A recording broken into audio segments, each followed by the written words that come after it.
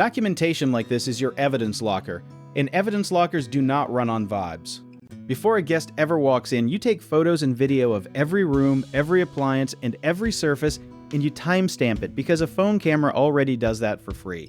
You are basically filming a boring home movie nobody asked for, and that is exactly the point. Think about it like a crime scene, except nothing bad happened yet and hopefully never will. You want proof of the before, so nobody can invent an after that never existed. Check-in messages matter more than people think, because a simple text saying, "Hey, the couch has a small stain already, just flagging it," becomes a legal shield. If a guest tries to blame you for damage they caused, your own message history just quietly destroys their story. Platforms like Airbnb and Vrbo keep a full paper trail of messages, and you should never move that conversation to personal texts or phone calls. Off-platform chats are like whispering evidence into a black hole, since there's no record for the platform to review later. Security deposits get argued about constantly, so a clear written policy inside your listing description removes the guesswork. If your rules say, "Missing remote equals $25" instead of "We will figure it out," you avoid a whole reality show worth of drama. Inventory checklists sound boring, like filling out a tax form, but they are secretly your best friend. You list every item in the unit, from towels to that weird decorative bowl nobody uses, so a missing item has a paper trail proving it existed. Cleaning crew reports are an underused superpower here.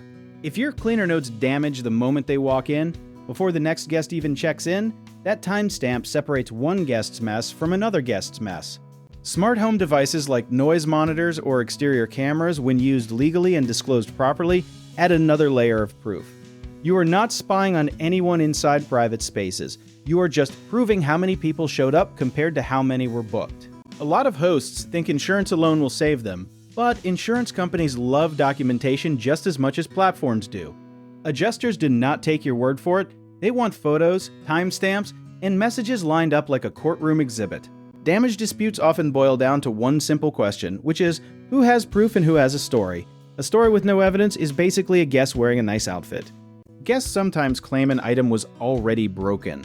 And this is where your move-in photos become the plot twist nobody saw coming.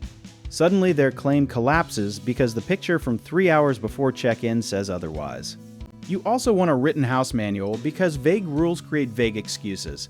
If breakage policies, quiet hours, and guest counts are spelled out clearly, disputes shrink dramatically because there is less room to argue interpretation.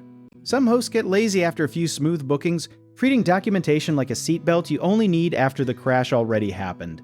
That mindset works fine, until one day it very much does not. Preparation here is not paranoia, it is just basic business hygiene, the same way you would not run a store without security cameras. If you treat every stay like it might need proof later, you protect your income without turning into a suspicious landlord villain.